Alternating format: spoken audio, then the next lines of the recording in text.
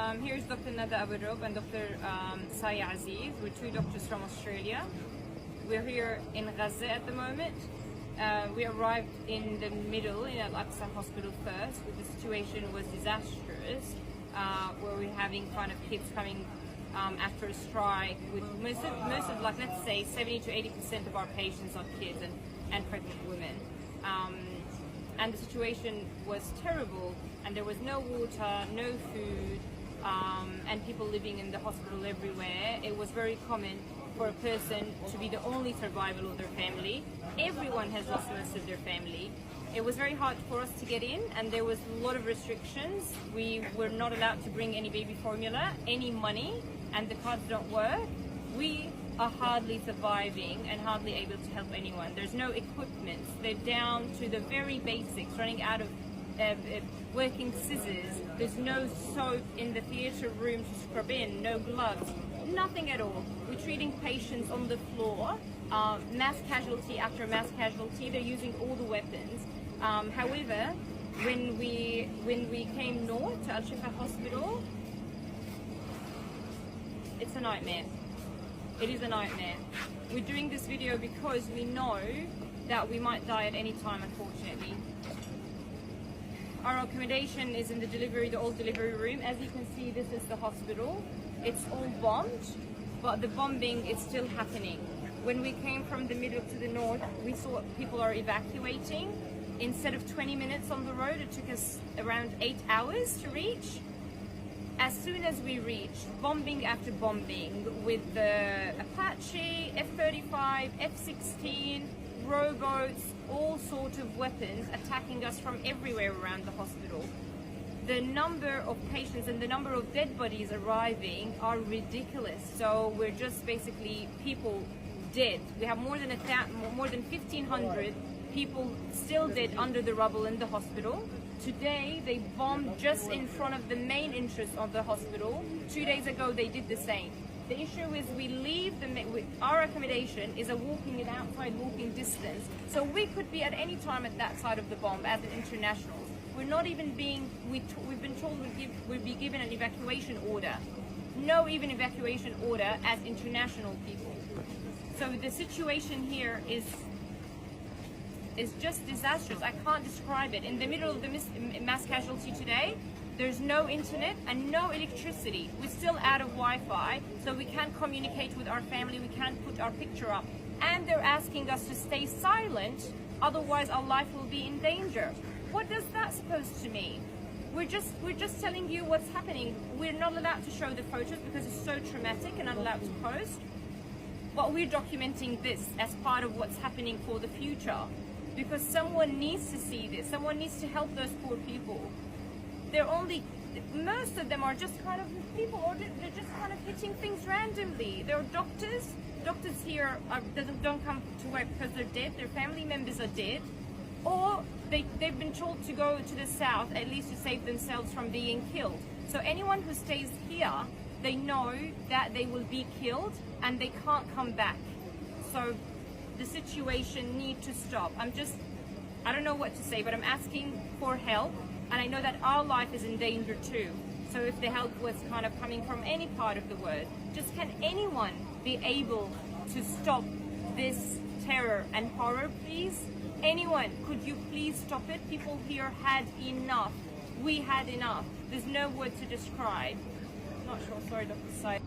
Hi, I'm Dr. Saya Aziz. I'm an anaesthetist who works in Australia, and essentially I'm in a state of shock. We're in Al-Shifa Hospital. We've been here a week. It took us 2 attempts to try and get up to the north to come to Al-Shifa, and we thought it was devastating in Shuhada Al-Aqsa Hospital, where we spent a couple of days, and we come to Al-Shifa and it is catastrophic, it's cataclysmic. I can't even begin to explain how horrific the situation is. From an anaesthetic point of view, so many simple things that should be straightforward, it's just non-existent. So we have patients walking into theatre We have patients coming in asking how their relatives are. We have, it's absolute chaos. They have to bring their own mattress. If they're lucky and they've rescued it from the rubble, they have to bring the patient on the mattress. The family members have to lift the patient onto the bed. The operating bed doesn't go up or down, it's broken. We essentially have no suction. There's no suction. You have to share a suction with the surgeons. And it is filthy. There's nothing to clean anything with. It's a miracle that we're getting anything done. We have started at 8 o'clock this morning and it's about 11 o'clock at night. Now, this is us. The people from Gaza, the healthcare workers, have been working day and night. They do 48-hour shifts. Some of the healthcare workers have to continue on because the others can't make it. They're stranded, they've moved south.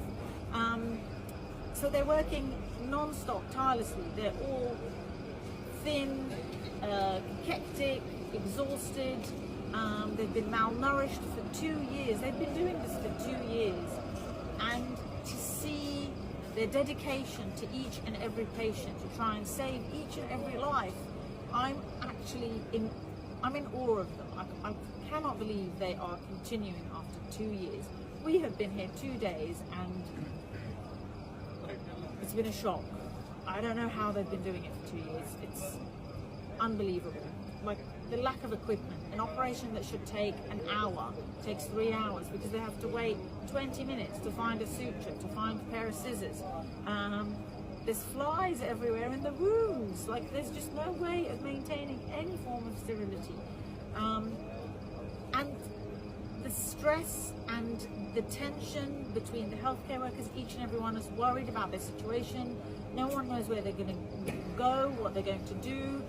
Like you can sense the anxiety in the room, and yet they still manage to focus on the patient. I just don't know how they're managing to do it. And they're all having to worry about their family members, how they're going to feed them.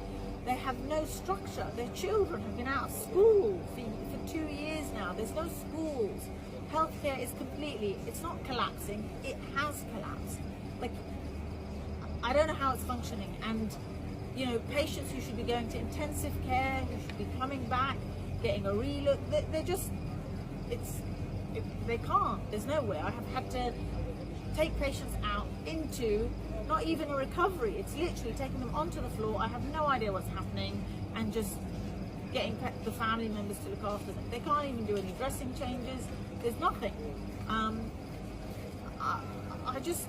And then on top of that, the bombs are dropping constantly. There was a bomb outside the hospital front door. Today, we've only been here 2 days. This is 2 days in a row. Today we've had zero internet. We've got no Wi-Fi. There's no way of communicating with anybody. Like, it's intentional psychological warfare. I'm not sure what's happening, but this has to stop. They need to stop throwing the bombs. We need absolute unimpeded medical aid. We need food, nutrition. There's no way that patients are going to heal. And the worst part is it's all children and women and young families. Like it's a stain on our humanity, and I am ashamed to call myself human. I'm ashamed to be an Australian who has basically remained silent. The F-35 parts are not non-lethal, they are absolutely lethal, and I would challenge any minister in the Australian Parliament to come and spend a day here with us. I would love for them to spend a day and then decide whether their F-35 parts are non-lethal. So we need to have an arms embargo right now. Enough is enough. Just an example of one day today. So it's just, you know, one mass casualty. So one mass casualty, and that's, they say, the lucky one. Or, oh, you haven't seen anything yet, Dr. Nada. So at least 10 to 20 dead on arrival, or GCS3 that we can't do anything about, and we don't even have painkillers. The only thing that we have is ketamine. So you just want to give them something for comfort and not to die in a bad way in front of the parents or in front of their family or the other way around. I had a beheaded lady who's 9 months pregnant that we had to deliver her by an emergency C-section in the emergency room, And luckily the girl is a, you know, she